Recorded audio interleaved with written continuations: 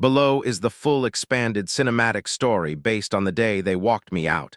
The whole building looked exactly the same, and I think that was the first thing that made it feel unreal. The glass walls still reflected the pale morning light. The espresso machine on the 12th floor still hissed every 20 seconds. The monitors over the operations pit still cycled through clean dashboards in company colors, green and white, and that dull professional blue leadership liked, because it made even bad numbers look stable. Nothing in the room looked like the kind of room where a career ends in under 10 minutes. That was what stayed with me first. Not the words, not HR, not even the security badge that stopped working before I had reached the elevator. It was the normalcy, the violence of how ordinary everything looked, while my life was being cut out from under me. I had been at Blackridge Pay Systems for almost 7 years, long enough to stop looking up when the elevators chimed. Long enough to tell what kind of day operations was having from the speed people walked through the corridor. Long enough to recognize the tiny tremor in the settlement dashboard when a downstream reconciliation job was hanging before the alerting layer officially admitted. I knew the building the way some people know a body they have lived in through pain. Not romantically, not sentimentally, accurately, which is why when the message from HR appeared at 9:14 asking if I could come to conference room C with no subject line and no context, a part of me knew something was wrong before my mind was willing to say the word out loud. Conference room C was not a room where anything good happened. It was too small, too cold, too interior. No windows, no team meetings, no client calls, just hard chairs, too bright overhead light, and a table that always made the room feel more formal than it was. When I stepped inside, Marjorie from HR was already there with a folder in front of her, and beside her sat Ian Holloway, my director, hands folded, mouth set in that strained, sympathetic expression people wear when they want credit for feeling bad during something they already approve. The second I saw both of them together, seated before I had even closed the door, I felt something inside me go very still. Marjorie invited me to sit. Ian did not meet my eyes at first. That told me more than anything she said after. "Noah," she began, voice soft and measured, the tone companies use when they want cruelty to sound administrative. "We've made the difficult decision to eliminate your role effective immediately." I looked at her, then at him. I waited because my brain kept expecting a second sentence that would anchor the first one to something real. There wasn't one, just a pause, a clean, empty pause, where my mind was supposed to do the work of collapsing on its own. I asked the only question I could ask without hearing panic in my own voice. "Eliminate my role?" Marjorie nodded. "This is part of a restructuring tied to changing business priorities and performance alignment." Performance alignment. The phrase was so vague it almost made me laugh. I had not been put on a performance plan. I had not had a written warning. I had not even had a corrective conversation in my last review. My last review had called me critical infrastructure support in human form, which at the time I had taken as praise, and now suddenly heard as the kind of line people say right before they decide they can save money by pretending infrastructure is optional. I turned to Ian then because if there was going to be a lie, I wanted to hear it from the man who signed. "Performance concerns?" He finally looked at me. "This is not a conversation about any one incident." That was the first real lie. Not because he was technically wrong, but because the decision had clearly been prepared in advance.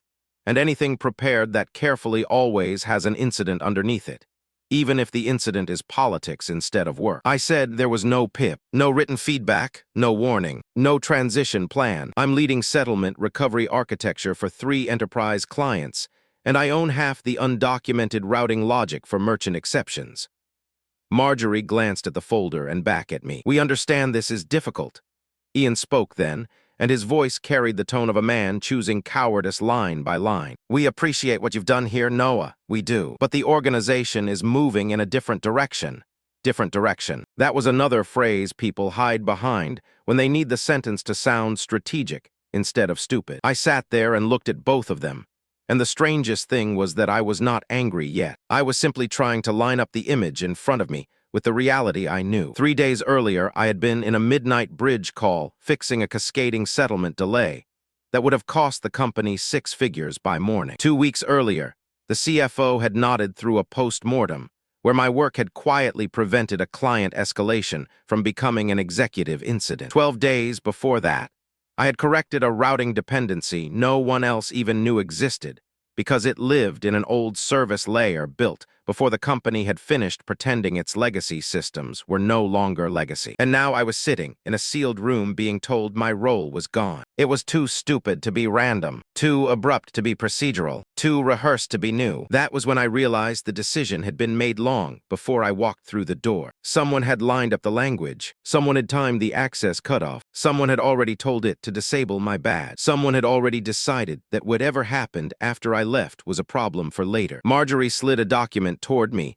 and pointed to the severance section while she spoke about final pay, health coverage, and the return of company property. Her mouth kept moving, but I had stopped hearing it in sentences. I was watching Ian instead. The way he kept his hands clasped, the way he avoided direct eye contact unless I asked something precise, the way his shoulders were too tight, not like a man grieving a necessary decision, but like a man hoping a dangerous thing would finish happening before it turned around and named him. When she finished, I asked one last question. Who is taking over my systems?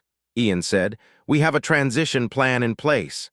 I let the silence sit there until it made the room uncomfortable. Then I said that wasn't my question. He answered too fast. Kyle will absorb the function with support from Platform Ops. Kyle, of course. Kyle Mercer, 2 years in the company, 5 years younger than me. Polished, ambitious, excellent at upward conversation, catastrophic at anything requiring deep memory or patience. He was also close to Ian in the way some men become close at work, when one reminds the other of a cleaner version of himself. I looked at Ian and finally felt anger break the surface. Not loud anger, not explosive anger, the colder kind that makes everything sharp. Kyle did not understand the settlement dependency map, the merchant exception stack, the manual override sequences, or the silent couplings between our risk engine and 3 older vendor tools nobody fully owned. Kyle understood visibility. He understood meetings. He understood how to speak confidently about systems he had never had to carry at 2:00 in the morning when they broke. In that moment, the whole shape of it came clear. They thought I was one more back-end employee, one more replaceable technical operator, one more quiet person keeping ugly systems alive with knowledge no slide deck ever displayed. They thought they could remove me the way you remove a line item. I took a breath, signed nothing, and stood up. Marjorie said someone from IT would help collect my things. I told her I would carry them myself. Ian stood as if maybe he thought he should say something human before it was too late. He settled on, I know this feels abrupt. I looked at him for a long second and said, you have no idea what you just did. Then I picked up my laptop, my notebook, the mug my daughter had painted for me at a school fair 2 summers earlier, and walked out while half the floor pretended not to look. By the time I reached the elevator, my badge had already stopped working. For the first 3 hours after they fired me, I kept replaying the same thought and rejecting it because it sounded arrogant, and then watching it return because it was true. They didn't fire what I did. They fired what I knew. My title at Blackridge had never fully described the job I actually performed. On paper, I was a senior systems operations manager in payments infrastructure. In reality, I was the human layer holding together a company that had grown too fast, documented too little, and let leadership fantasy outrun technical truth for years. Blackridge liked to describe itself as a modern fintech platform. That was the story investors liked. The real system underneath was a patchwork of newer transaction orchestration, old settlement services, vendor-side risk scoring, hand-built exception handling, and a decade of temporary fixes that had calcified into permanent architecture because the business kept choosing speed over repair. I knew where the seams were because I had spent years being called in whenever something failed strangely enough that dashboards could not explain it. I knew which overnight reconciliation jobs would appear healthy while quietly starving downstream tables. I knew which clients had custom settlement logic hidden behind vague naming conventions, because their contracts had been negotiated under pressure and never normalized afterward. I knew which vendor timeout patterns were harmless noise, and which ones signaled an outage 6 hours before the official alerts caught up. I knew where documentation ended and folklore began, and that mattered more than anyone in management wanted to admit, because Blackridge had built its revenue growth on layers of technical debt that only looked manageable from a distance. I had not been showy about any of this. That was part of the problem. I never sold myself well in rooms. I fixed things. I wrote clean postmortems. I updated what documentation I could. I trained whoever seemed serious enough to learn. I assumed usefulness was visible over time. I assumed the company knew the difference between a person who attends meetings well and a person who keeps money moving through a fragile machine. Looking back, that assumption seems almost childish. The real work I did was not glamorous enough for leadership to feel it until it disappeared. I had become the backbone of several systems not because anyone designed it that way, but because the company kept leaving difficult, messy, unowned areas in front of me, and I kept picking them up. The settlement pipeline for enterprise merchants was one of them. The exception routing rules for international payouts were another. There was also the audit trail reconciliation workflow everyone loved to reference during compliance reviews, and almost nobody truly understood in motion. Large parts of it existed because I had built interim patches years earlier during a period when the company was burning through outages faster than it could hire competent people. Some of those patches had later become core behavior. Some were documented, many were not documented well enough, because documentation in environments like that always loses to fire. Every week I told myself I would spend more time cleaning it all up. Every week something broke first. That was the truth about my value there. It did not live in one visible project. It lived in a network of dependencies so deep and so boring that most executives would only understand them once failure translated them into money. Even at home that first night, with my wife Lena sitting beside me at the kitchen table, and our daughter Sophie reading quietly in the living room because she could sense something was wrong from the way we were not speaking normally, I found myself thinking not about dignity or severance, but about the Wednesday batch jobs tied to client reserve adjustments, and whether Kyle even knew they still relied on a manual validation pass before sunrise when certain merchant classes spiked above threshold. I thought about the undocumented order in which 2 old services had to be restarted after maintenance, because if you did it backwards, the Q consumer would look healthy while discarding reconciliation markers for nearly 40 minutes. I thought about the fact that no one except me remembered why we had built a temporary exception map for one high-value client after a vendor migration had silently changed transaction states 3 quarters ago. I thought about all the invisible scaffolding that would remain standing just long enough to convince them they had been right to let me go. The official reason for my firing was vague, because the real one was petty. It took me less than a day outside the company to name it fully, which should have been humiliating and instead felt almost relieving. Once the immediate shock settled, the pattern of the prior 3 months came back with ugly clarity. Ian had been under pressure to cut headcount in operations, without making leadership nervous about system stability. At the same time, he had been pushing a narrative that Blackridge needed more strategically visible talent and fewer deeply embedded operators. It was the kind of management idea that sounds modern in a slide deck and becomes catastrophic in a real company. Around the same time, Kyle had started appearing in meetings he had no reason to attend, speaking about operational simplification with the confidence of someone whose biggest skill was never living long enough with a broken system to understand why it had broken that way. I had pushed back, politely at first, then more directly, when Ian wanted to fast-track a routing consolidation initiative tied to cost saving. The proposed change would remove a verification layer we had put in place after a previous client-specific failure pattern. It would make the architecture look cleaner on paper and reduce support hours, which was apparently all Ian needed to hear. I told him twice in meetings, and once in writing, that the dependencies were not fully mapped, and that removing the layer without rebuilding the downstream protections would increase systemic risk in ways that would not show immediately. He listened the way managers listen, when they have already decided that caution is a personality flaw. Then there was the post-mortem 6 weeks before my termination, when a reporting delay caused noise at the executive level, and Ian implied in front of 2 VPs that my team had not escalated quickly enough. That wasn't true. I had the message timestamps. We escalated inside the proper window. What actually happened was that Ian had ignored an earlier recommendation from me to update the alert thresholds, because he did not want another project competing with his cost-saving narrative. After the meeting, he pulled me aside and said I needed to be careful about sounding defensive. That was when I knew I was becoming convenient. A quiet person with deep system ownership is useful, until leadership needs a clean story. Then that same person becomes ideal blame material, because they are associated with complexity, and complexity frightens executive. By the time Kyle was formally moved into a broader visibility role, the decision was already underway. He was cheaper, more presentable, easier to sell upward, less likely to tell Ian no in a room. That was the real reason. Not performance, not restructuring, a power play wrapped in corporate language, and signed off by people who thought surface confidence could substitute for operational memory. When the anger fully landed, it did not make me want revenge right away. It made me want accuracy. I sat in my home office 2 mornings after the firing, laptop open on a clean desk that already felt too quiet, and reconstructed the last quarter like a case study.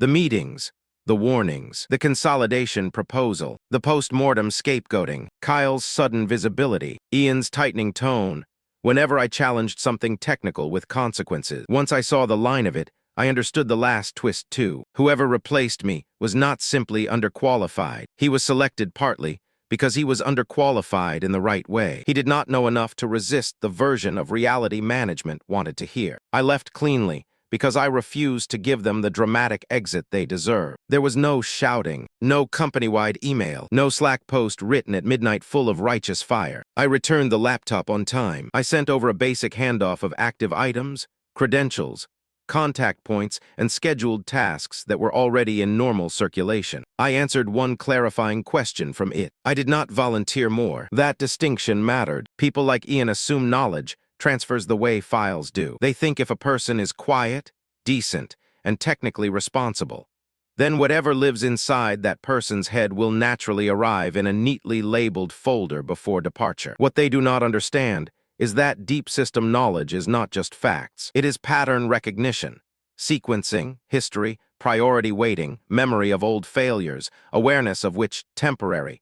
Decision 3 executives ago still distorts behavior in one hidden branch of the platform. I handed over what could reasonably be handed over in the time and dignity I had been given, which is to say, not much. Not because I was sabotaging them, because they had not asked the right questions before letting me go. They did not know what they did not know, and since they did not know it existed, they could not request it. The handoff call with Kyle lasted 26 minutes. I remember the exact length because afterward I sat in my car in the parking garage and stared at the steering wheel, half stunned by how confident he had sounded. He asked about ticket queues, escalation paths, dashboard access, the usual visible thing. He did not ask about the manual settlement checkpoints that only mattered when a certain mix of transaction classes collided with end-of-day timing. He did not ask which client exceptions were still rooted through old scripts hidden behind generic service name. He did not ask why some jobs were allowed to fail silently for exactly 1 cycle before alerting. He did not ask what I watched when the dashboard still looked green,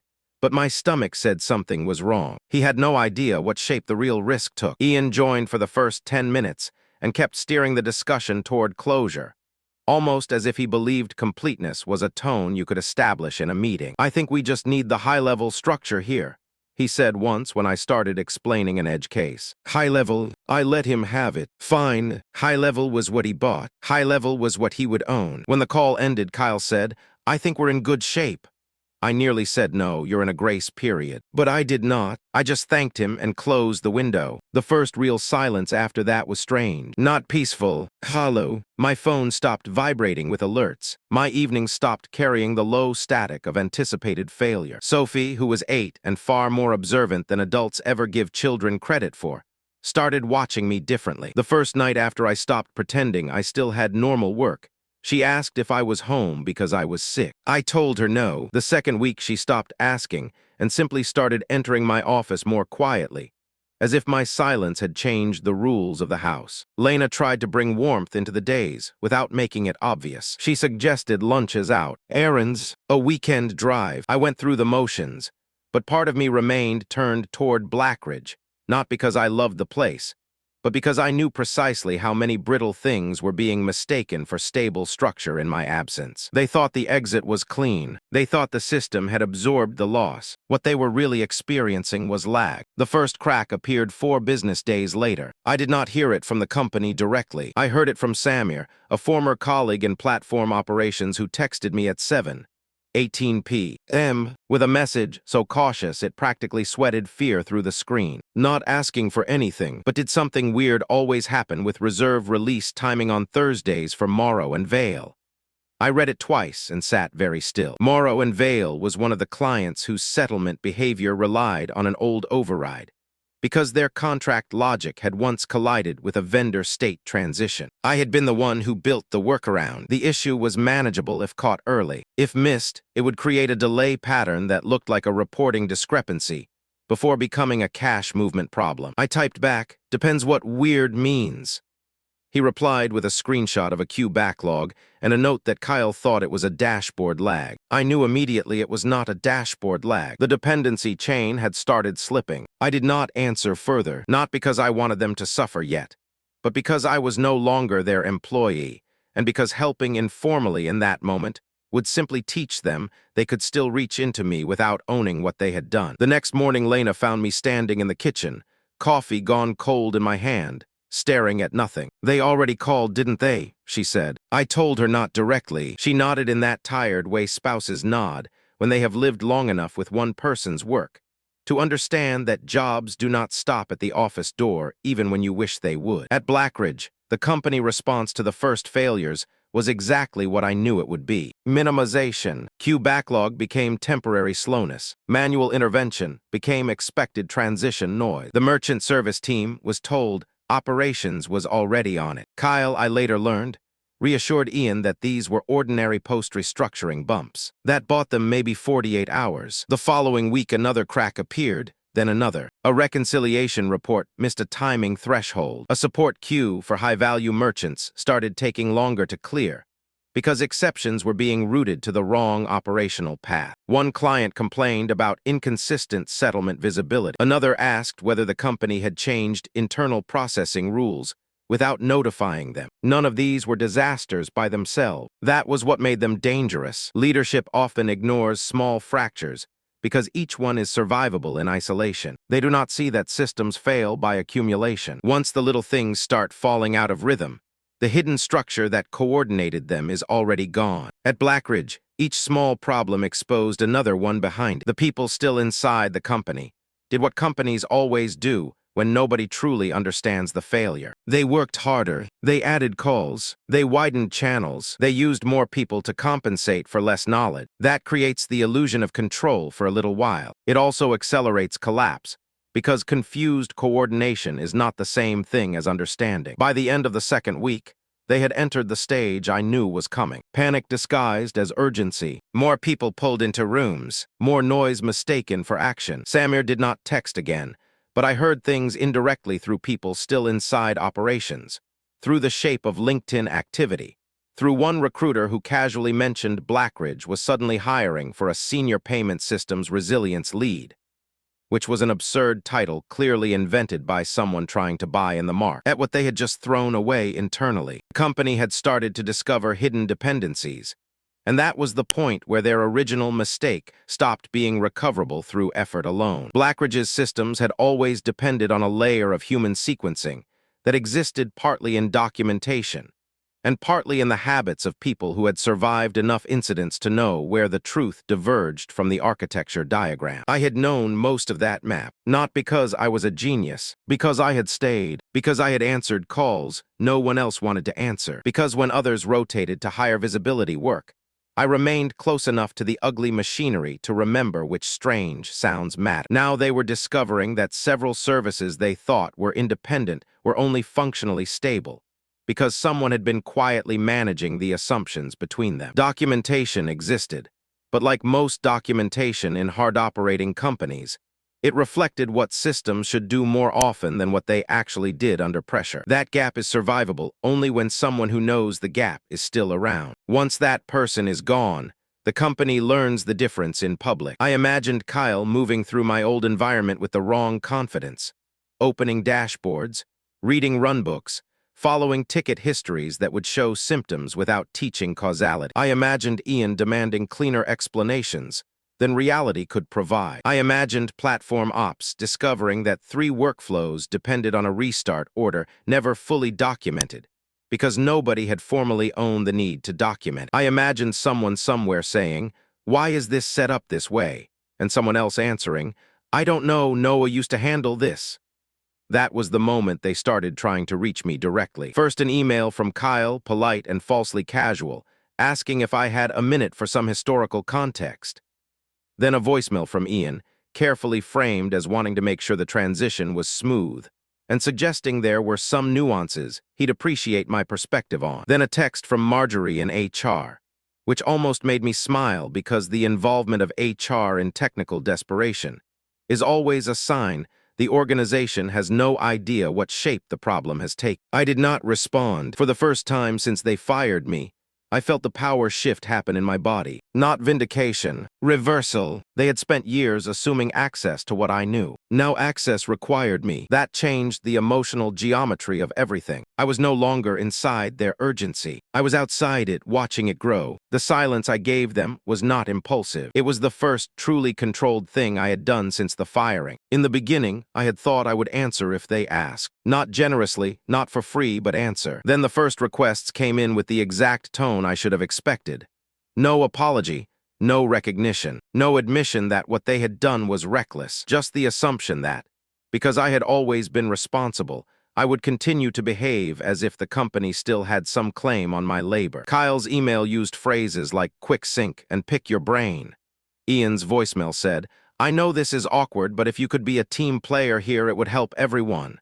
A team player. I listened to that line twice, not because it hurt, but because it clarified the depth of his entitlement. He had participated in removing me without cause, handed my systems to someone not remotely equipped to own them, watched the first signs of failure spread, and still believed the moral burden of preventing harm somehow belonged to me. I deleted the voicemail and did not answer. In the days that followed, the requests changed tone. The company email address was replaced with personal outreach. A message from a VP I barely knew saying there appeared to be some transition complexity, and asking if I would consider a short consulting conversation. A note from Samir that looked as if it had been heavily pre-cleared by legal language in someone else's head. "No pressure, but things are getting messy." That was the first honest sentence anyone from Blackridge had sent me. Things were getting messy. At home, the mood in the house changed too. Sophie had spent the first week treating my unemployment like an unexpected snow day without snow. By the 3rd week, she had stopped asking if I was going back to the office. She started asking if we were still okay. Not often, not dramatically, just little questions in the spaces children use when they are testing the air. If we could still go to the Science Museum next month. If I was mad a lot because of her. If grown-up jobs could disappear like that for any reason. Lena heard those questions too. At night, after Sophie was asleep, we would sit in the living room with the lights dim and talk in the low, exhausted way couples talk, when both people are trying not to let fear become the main furniture in the room. We were not in immediate danger. Severance existed. Savings existed. I had already begun interviewing elsewhere. And unexpectedly, very good conversations were moving quickly because apparently competence reads more clearly once a person is outside the institution that benefited from hiding it. Even so, the firing had changed the house. I was shorter in my patience. Lena was gentler than usual in that careful way people become gentle. When they are worried tenderness itself might crack something. Sophie started drawing more quietly. The company's decision was no longer just a professional injury. It had entered the family as temperature. That realization hardened me. Whatever Blackridge wanted from me now, they were not getting it through assumption. Collapse began on a Monday just after dawn. Exactly the kind of hour when systems choose to reveal whether the weekend merely delayed a problem or deepened. I woke to 4 missed calls from an unknown number, 2 texts from Samir, and 1 voicemail from Ian marked urgent. I did not listen right away. I made coffee first. I stood at the kitchen counter while the machine finished and felt, with sick certainty, that something large had finally broken. Samir's first text said, "Major settlement delay across multiple enterprise merchants." The second said, "Data mismatch in reconciliation layer 2. People are losing it."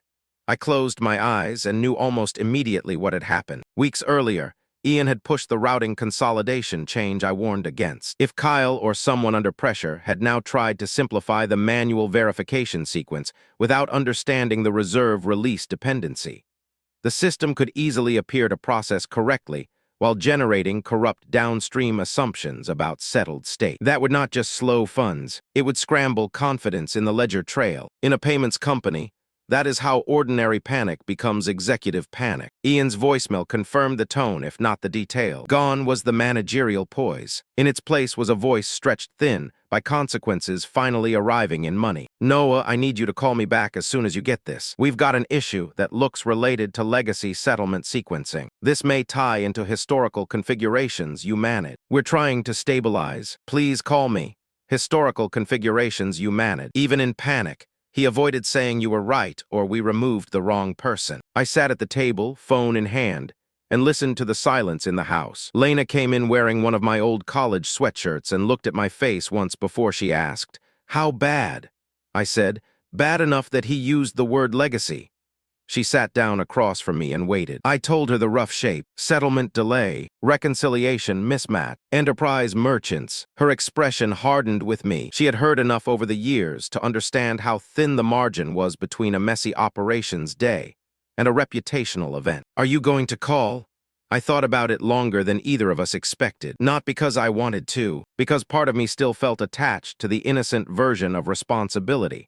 The one that says if you can stop damage, you should. But another part, a newer, colder part, understood that Blackridge had chosen its values already. It had chosen politics over truth, image over structure, cost over memory, and convenience over loyalty. If I rushed back in the moment their gamble turned ugly, I would be teaching them the same lesson companies always learn from people like me, that they can extract until breaking point and still rely on conscience to bridge the gap. I set the phone face down and said, "No." That word changed something in me, not because it was dramatic, because it was precise. By midday, the truth was beginning to surface inside Blackridge, whether they wanted it or not. I learned later that once the incident crossed from operations into executive visibility, the company did what companies do when the story can no longer be contained at middle management level. They started pulling logs, email chains, decision records, change approvals, Slack threads from the cost-saving initiative Ian had championed. And because systems tell the truth more reliably than people once enough pressure is applied, the sequence emerged faster than anyone hoped. There were my written warnings against removing the verification layer before dependency mapping was complete. There was an email from me 3 months earlier saying clearly that the downstream exception behavior was not fully documented and should not be consolidated for optics. There was Ian's reply calling the concern overly cautious and urging us not to let technical conservatism block strategic simplification. There were messages from Kyle after my termination asking whether certain behaviors were legacy quirks and whether the manual reserve check could be disabled because it seemed redundant. There were logs showing exactly when that verification behavior stopped running. There were internal notes from the bridge call in which platform ops said they no longer had anyone who fully understood the pre-existing exception's behavior, because the original owner had been terminated during restructuring. The more people looked, the worse it got. Not only had I been right about the risk, I had apparently been protecting the company from earlier near-failures leadership never fully understood, because I had absorbed them before they became public incidents. That was the part that frightened them. Innocence is easy to ignore. Being wrong is survivable. But discovering that the person you removed was the one standing between your fragile system and open disaster rearranges trust in a much deeper way. Once that happened, the internal review stopped being about one outage and became about the decision chain that made the outage possible. Ian, who had probably imagined the problem as a technical mess someone else would clean up, suddenly found himself inside the causal story. So did the leadership group that signed off on my termination under the banner of performance alignment. Blackridge had not simply lost an employee. It had amputated operational memory to satisfy political and financial preferences, then acted surprised when the body collapsed under missing function. That was the moment they moved from asking for historical context to trying to get me back. The offer arrived 48 hours later through a senior vice president who had never spoken to me directly before in 7 years. Her email was carefully written and legally clean, which meant every line had been fought over. She acknowledged there had been developments, suggesting my prior role and historical knowledge had been materially undervalued. She said the company would like to discuss a return in either a senior restoration capacity or advisory leadership role, with compensation adjustments reflecting the scope of expertise involved. Compensation adjustments, advisory leadership. In other words,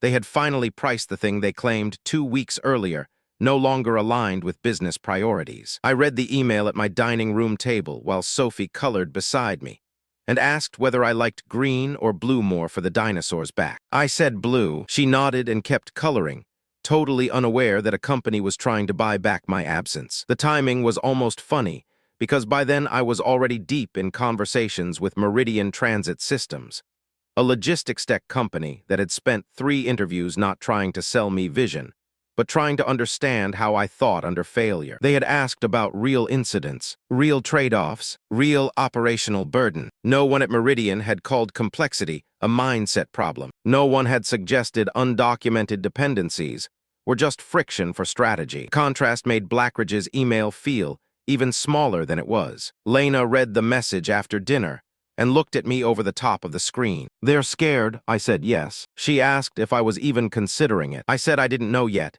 which was true but only in the narrowest sense. I was not considering returning in the emotional way they imagined. I was considering whether there was any version of re-engagement that honored reality instead of erasing it. Over the next day, the offer widened. They added title, money, signing equity, a consulting bridge if I did not want immediate re-employment. It would have been flattering if it had arrived in a different moral universe. But because it came only after collapse, it felt less like respect and more like panic with budget authority. Still, there was something undeniable in seeing them shift from dismissal to need. For the first time, the power was entirely mine. Not symbolic power, operational power. I could say no, and Blackridge would have to continue living with the consequences of discovering too late what it had thrown away. I could say yes on terms so expensive they would function as confession. Or I could do something else. Let them sit in the truth long enough to understand it. The one thing I knew for certain was that I would not be rushed. They had rushed my removal. They could wait for my answer. The direct confrontation happened in a conference room at a hotel near the airport. Chosen, I suspect, because everyone at Blackridge wanted the conversation off company property, as if geography could soften accountability. I agreed to meet only after Meridian formally sent me an offer, and I signed. That mattered to me. I did not want even a sliver of my internal balance tied to Blackridge's need. When I walked into the room, Ian was already there with the senior vice president, Danielle Mercer, and someone from legal whose name I immediately forgot because he contributed nothing except posture. Ian stood when I entered, then sat again too quickly. He looked worse than when I last saw him. Not ruined. Men like Ian rarely look ruined until long after they deserve to. But thinned, drawn tight around the eyes. Danielle began with practiced civility, thanking me for coming and acknowledging the last several weeks had obviously been difficult. I let her finish before I said anything. Ian tried next. "Noah, first I want to say I'm sorry things unfolded the way they did." Unfolded. Even then, he was trying to make the firing sound like weather. I looked at him and felt surprisingly little. "They didn't unfold," I said. "You decided." The room held still. Danielle stepped in, talking about misalignment, pressure, incomplete information. The company now having a fuller understanding of my role. Fuller understanding. It was amazing how language kept trying to save them from plain verb. I let them speak, because I wanted to hear exactly how much truth they were willing to say unprompted. It turned out not much. When they finished the first round of explanation, I leaned back and said the line that had been forming quietly in me since the morning of the firing. "You didn't fire me because I failed." Nobody answered. I continued. "You fired me because it was convenient, because I was quiet, because I pushed back on a decision you wanted, because Kyle was easier to sell upward, and because none of you understood the difference between visible management and functional ownership until the system started failing in public." Ian tried to interject, something about the environment being complex and decision being made with the information available. I cut him off. "I gave you the information available in writing." Then I opened the folder I had brought, not to prove my innocence. By then they already knew. I brought it because I wanted to watch them sit with the record. My warning emails, my notes from the consolidation review, the risk summary Ian dismissed as too conservative, the post-mortem timestamps that showed I had escalated correctly during the earlier incident, where blame drifted toward my team. I laid them out one by one and spoke calmly enough that even I could hear the difference between who I had been at Blackridge and who I was now. You built a story where caution sounded like resistance and operational memory sounded like replaceability. Then when the person who actually understood the failure points contradicted the narrative you wanted, you made me the problem. Danielle's face changed more than Ian's did. Not emotionally, structurally, she was a senior enough operator to recognize sequence when it was laid out cleanly. Noah, she said carefully, we are not disputing that serious mistakes were made. I said, then say it plainly. She held my gaze. We made a serious mistake in letting you go. It was the first honest sentence anyone from Blackridge leadership had said to me since this began. It did not warm me. It just clarified the air. Ian then tried to speak, as if honesty from one executive had opened the door to forgiveness. If there is a path forward here, he began. I shook my head before he finished. There isn't a path forward for me there.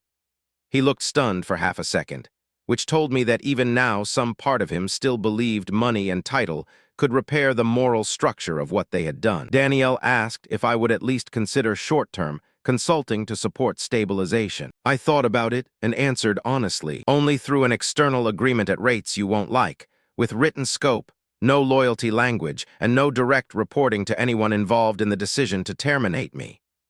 Ian flinched slightly at that. Good, let him. The meeting ended without drama, which in some ways made it harsher. There was no cinematic slam of the table, no speech, just truth laid out in full light, and the undeniable fact that they needed something from me I no longer needed from them. The consequences inside Blackridge spread for months. The outage itself was eventually stabilized through a mix of emergency vendor support, expensive outside consultants, and a humiliating amount of reverse engineering that produced in 6 weeks what my continued employment would have quietly prevented for the cost of one's salary. But by the time stabilization arrived, the damage had widened beyond the technical event. 2 major clients reduced exposure and paused expansion conversation. One client left entirely after citing operational confidence concerns in language polite, enough to disguise how little trust remained. The board asked sharper questions about decision governance, and once boards begin asking about governance,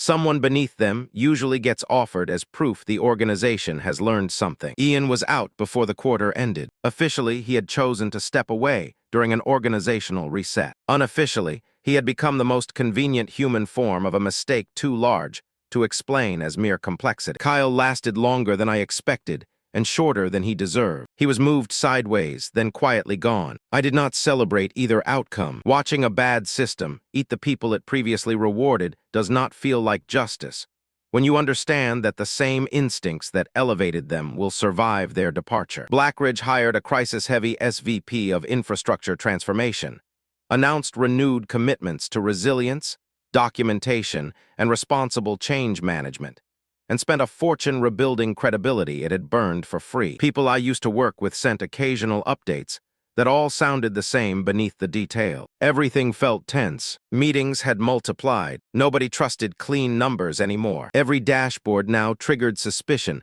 about what it was not showing. In other words, the company had finally learned the right lesson in the most expensive possible way. At Meridian, by contrast, my first months were almost disorientingly sane. They gave me ownership with clarity. They asked questions because they wanted to know, not because they were looking for someone smaller to absorb risk on demand. When I said a system was brittle, people asked why instead of telling me to simplify the message. The work was still hard, the stakes were still real, but the relationship to reality itself felt different.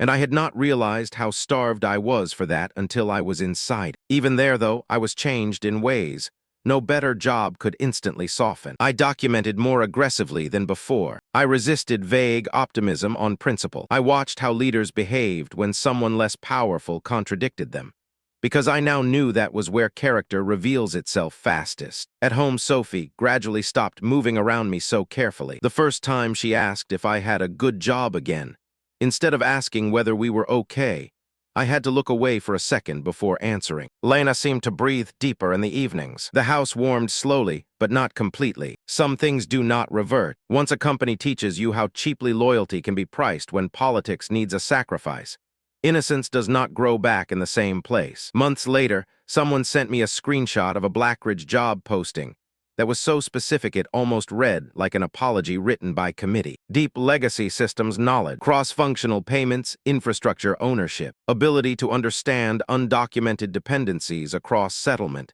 exception handling, and audit reconciliation layer, comfort operating in ambiguity with executive communication skills. In other words, they were trying to hire a replacement for the thing they once called misaligned. I stared at the posting for a long time and felt something that was not pleasure and not pain, more like a hard acknowledgement. They had finally learned enough about what I did to describe it accurately. Only after losing me, only after breaking the company badly enough to make that description necessary. That more than Ian's apology or Danielle's admission or the money they later offered felt like the truest ending. Not because it repaired anything, because it proved the point so completely, there was nothing left to argue. They thought they fired an employee. What they actually fired was continuity, memory, judgment, history, and the invisible intelligence that keeps ugly systems from becoming public failure. They thought they could replace me with someone cheaper, smoother, more politically convenient. They thought quiet meant ordinary. They thought deep work that was not constantly advertised